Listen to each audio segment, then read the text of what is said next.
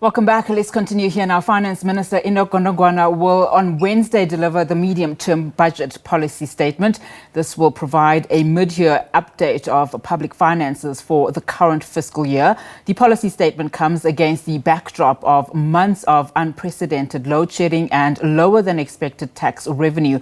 For more on what to expect, SABC markets presenter Nastassia Arendse reports.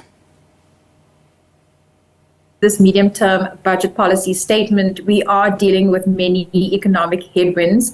We have a situation where economic growth is likely to be under 1% this year. And of course, we've come out of a reasonably high inflationary background. Fortunately, that high inflationary background does actually help our nominal gross domestic product forecasts. And if we look at the nominal GDP forecasts, that really does relate to how revenues are expected to perform. If we look at the revenue collections on a year-to-date basis, there has been a reasonable underperformance on the corporate income tax, but there is a fair amount of resiliency that we've seen on the consumer side of things, with personal income taxes and value-added taxes actually doing a little bit better than what one would have anticipated a couple of months ago. Given that, macroeconomic background that you've described, when you have to take into consideration the macroeconomic assumptions, given the fact that we have uncertainties around load shedding, we're still dealing with Transnet bottlenecks, what does that mean for your GDP expectations for 2023 and 2024? I think that in an environment where we continue to have inefficiencies coming out of your electricity sector, in your transport and logistics sector, these will continue to hold back economic growth over the medium term. And I think these elements do tend to constrain the potential growth in South Africa. The failure of our state-owned entities from a financial and an operational perspective are a huge hindrance to the performance of the private sector in South Africa. And so these conditions are suboptimal, unfortunately, and these will continue to put a cap on the rate of economic growth in the next couple of years. Are you expecting National Treasury to lower their growth forecasts? If we look at what happened to the GDP forecasts a couple of months ago, the market was actually downgrading economic growth forecasts as they were worried about a potential spike in load shedding as we entered into the winter months.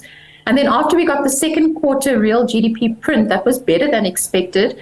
And of course, the severity of load shedding over winter was also a lot better than anticipated. And so we actually saw the market upgrading the growth forecast from around 0.2% to about 0.7%. So from a real GDP perspective, I don't think that National Treasury is all that way off.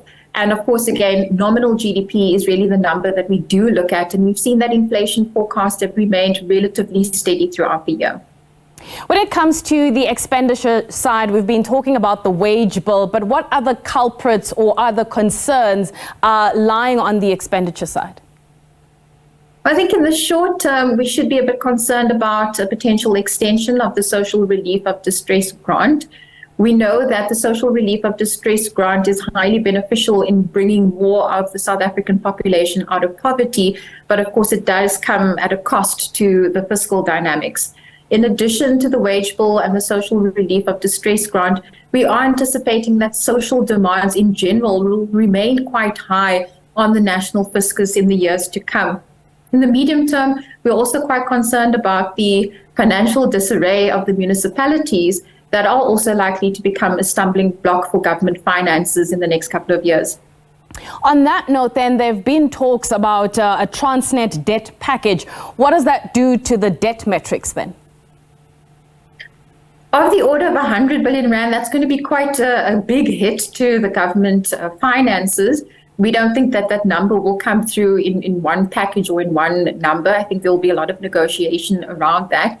As things stand, without taking such a big sum total for Transnet into account, we could already see that the gross debt to GDP ratio approaching the 80% level by the time we get to fiscal year 2025, 2026. And of course, that is not even taking into account your contingent liabilities, which are these conditional grants to the state-owned entities. So with the order of magnitude that they are talking about right now, for an entity like Transnet, that does place an enormous burden on government finances going forward. The other thing we've been talking about is the shrinking base of foreign investors willing to hold local South African bonds. What does that mean for local institutions, and what are the implications going forward? I think, there will always be a buyer, but obviously at a certain price level. And so if we don't get that foreign ownership picking up, it means that our local investors are really mopping up that supply. I think that the fixed income markets are quite worried, not necessarily for this medium-term budget, but they are quite worried about potential nominal bond issuance in the medium term, given the funding requirements of government and how these have increased.